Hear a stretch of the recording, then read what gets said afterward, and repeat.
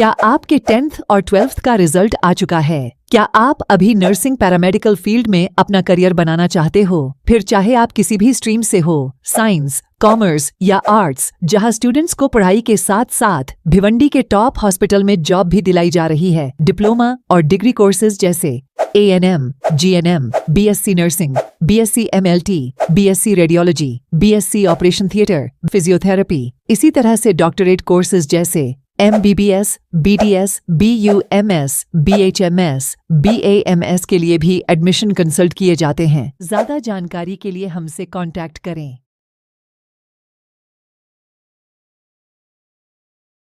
Hello friends, life in Bhiwandi में आप सभी का स्वागत है। इस वक्त हम मौजूद है होटल फ्लोरा में। यहाँ पर एक मीटिंग रखी गई थी मुस्लिम आरक्षण संघर्ष समिति की तरफ से।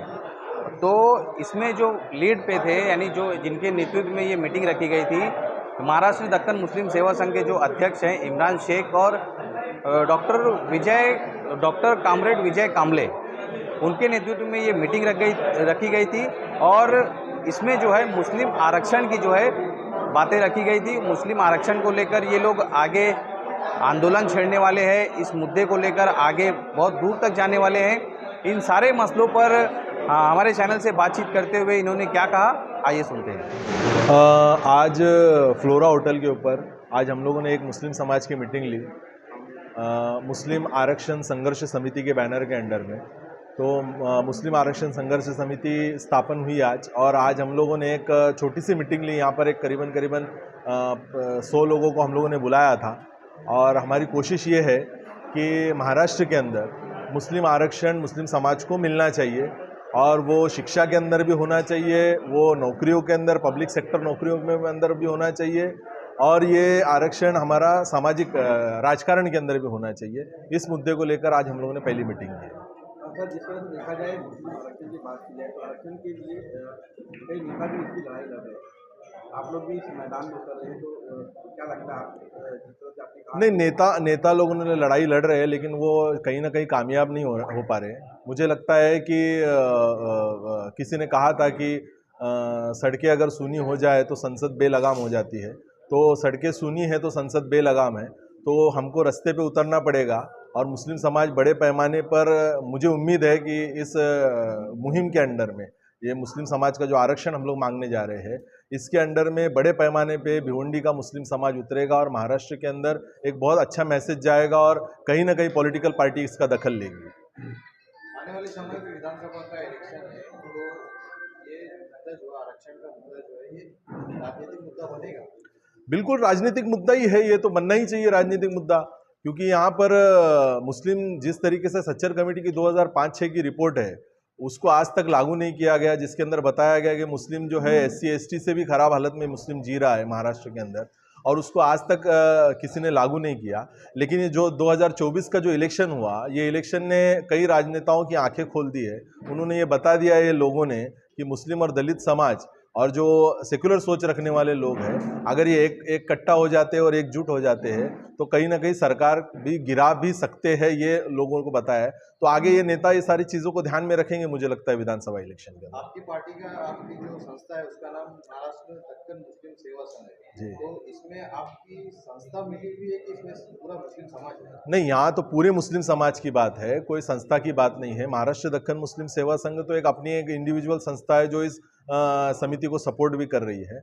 और मुस्लिम समाज भिवंडी शहर के अंदर जहाँ जहाँ है, पूरे महाराष्ट्र के अंदर मैं तो कहूँगा, जहाँ जहाँ भी मुस्लिम समाज है, उन सब की ये लड़ाई है, और सब लोग मिल के लड़ेंगे ये लड़ाई, तो हमारे आने वाले मुस्तकबिल के अंदर हमारे मुस्लिम समाज को कहीं ना कहीं आरक्षण का बेनिफिट मिल सकता है। इमरान भाई, ये बताइए कि आपकी इस लड़ाई में भिवंडी शहर से कोई पॉलिटिकल लीडर्स या कोई सपोर्ट या किसी से आपकी इन पे बात हुई है कि इस लड़ाई में वो आपका साथ देंगे? सर, सबसे पहली बात तो आज तो पहली मीटिंग थी हमारी, और अगली मीटिंग के अंदर हम ऐसे कई राजनेताओं के पास, सोशल एक्टिविस्ट के पास, NGOs के पास हम लोग बिल्कुल जाएंगे, इनविटेशन देंगे, और जो जागरूक लोग हैं और जिनको ये लगता है कि मुस्लिम समाज को आरक्षण मिलना चाहिए, वो ज़रूर अगली लड़ाई में हमारे साथ में शामिल होगी, ऐसे मुझे उम्मीद है। इमरान भाई, आखिरी सवाल ये कि आपको क्या लगता है, ये जो आपकी जो आरक्षण की लड़ाई है, मुस्लिम आरक्षण लड़ाई, ये कहाँ तक का जाएगी? नहीं, ये बहुत लंबी जाएगी सर। पूरे हिंदुस्तान में इसकी चर्चा है। पूरे हिंदुस्तान के अंदर लड़ाई चल रही है, मुस्लिम आरक्षण को लेकर बहस चल रही है। महाराष्ट्र में तो बड़े पैमाने पे चल रही है। कई लोग अपनी अपनी मीटिंग्स ले रहे हैं, कई पॉलिटिकल पार्टियां दखल भी ले रही है इसका। लेकिन भिवंडी शहर के अंदर अभी तक किसी ने इस मुद्दे को उठाया नहीं। तो हमारी कोशिश है कि हमको मौका मिला है, तो हमारी कोशिश है कि हम लोग सबसे पहले पहल करें और इसका आगे तक इसको पहुँचाने का काम करें।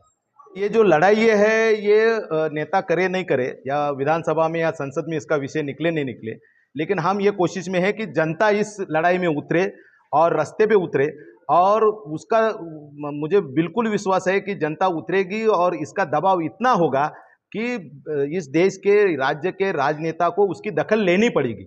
और वो जो मुद्दा है, मतलब हम जब आरक्षण मांग रहे हैं तो उसका कुछ आधार है। जिनका मागास समाज है उनको आरक्षण दिया जाता है, और सच्चर के कमेटी के इसमें तो साबित हो गया है कि मुस्लिम जो है समाज जो है वो एकदम ही पिछड़ा है, तो उनको आरक्षण मिलना चाहिए, कोई गैर मांग नहीं है। तो हमें लगता है कि भविष्य के अंदर ये आंदोलन बहुत बड़ा होगा और इसकी दखल सरकार को, राजनेता को लेना ही पड़ेगी। जिस तरह से देखा जाए आरक्षण को लेकर और भी कई ऐसी संगठनाएं जो हैं अपनी लड़ाई लड़ रही है आरक्षण को लेकर, क्या उनको साथ में लेंगे आप? बिल्कुल, हम लोग सारे लोगों को साथ में लेंगे। जो इस लड़ाई में आना चाहता है, उसमें धर्म के या जात का भी कोई बंधन नहीं है। हम सारे लोगों को इसके अंदर इन्वॉल्व करेंगे, राजनेताओं को हम इन्वॉल्व करेंगे। जो जिसको लगता है प्रामाणिक, जो जिसको लगता है कि भाई ये लड़ाई सही है, इस लड़ाई में वो शामिल होगा। हम खुद भी कुछ लोगों को इन्विटेशन दे रहे हैं, उनको हम शामिल करने के लिए हम लोग कोशिश में हैं। और ये जो लड़ाई है, ये किसी अकेले की नहीं है, सारे लोगों की लड़ाई है। तो सारे लोगों ने बाकी सारा राजनीति बाजू में रख के इस लड़ाई में उतरना चाहिए, ऐसे हमारी सोच है। क्या रणनीति है आपकी, मतलब किस तरह की रणनीति आप लोगों ने तैयार किया है? क्योंकि देखा जाए आपकी जो लड़ाई है मुस्लिम आरक्षण हमारा हक, आज पहली मीटिंग इसकी है, लेकिन जनता के बीच में आप किन वादों को, किन बातों को लेके जाएंगे? क्योंकि देखा जाए आरक्षण के नाम पर लोग अपनी राजनीति रोटी तो सेकते ही हैं, तो आपका क्या मतलब है? देखो, हमने जो शुरुआत किया, तो हमारी जो प्रतिमा है ये राजनीतिक रोटियां सेकने वाले में से नहीं है, तो इसलिए हमने ये पहल किया और हमको लग रहा है कि ये ज़रूरत है। तो इसके अंदर कोई एक ही आदमी चलेगा ऐसे भी हमारी सोच नहीं, तो सारे लोगों को इसमें आना है।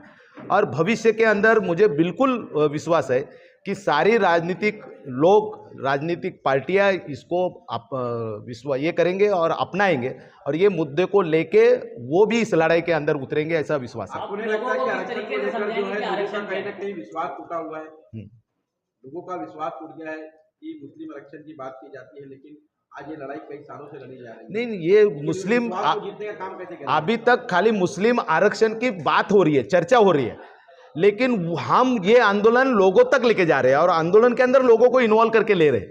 तो इसके लिए हम सक्सेस होंगे और सरकार को उस बात की दखल लेनी पड़ेगी, ऐसा हमको विश्वास है। आरक्षण का मतलब क्या, लोगों को किस तरीके से आप कन्विंस करेंगे कि आरक्षण क्या है, उस आरक्षण में मुस्लिम समाज को क्या क्या मिलेगा? बिल्कुल, हम लोग समझाएंगे। हमारे पास डाटा है कि भाई मुस्लिम समाज की, हम जब नौकरियां में आरक्षण मांग रहे हैं तो मुस्लिम समाज अलग अलग नौकरियां, जो सरकारी नौकरियां है उसका कितना पार्टिसिपेट है, ये हम लोगों को समझाएंगे। शिक्षा के अंदर जो आरक्षण मिलना चाहिए उसके बारे में भी हमारे पास डाटा है, वो भी हम समझाएंगे लोगों को कि क्या हालत है शिक्षा के मामले में। ये सारी चीज़ हम लोगों के बीच में जाके समझाएंगे। और राजनीतिक, मतलब जो ओपन से जो आज मुस्लिम सांसद बन रहे या आमदार बन रहे, उसके अलावा हक के कुछ आमदार हमारे जाने चाहिए। इसके लिए भी राजनीतिक आरक्षण हम मांग रहे, तो वो किस ढंग से होगा और उसके बाद में क्या उसका फर्क पड़ेगा, ये लोगों के बीच में जाके हम समझाएंगे। बिल्कुल मेरे को विश्वास है कि लोगों को हम समझाने में कामयाब भी होंगे, और ये लड़ाई जो है बड़ी जोर से चलेगी और सरकार को, राजनीतिक पार्टी को और राजनीतिक लोगों को इसकी दखल लेनी पड़ेगी।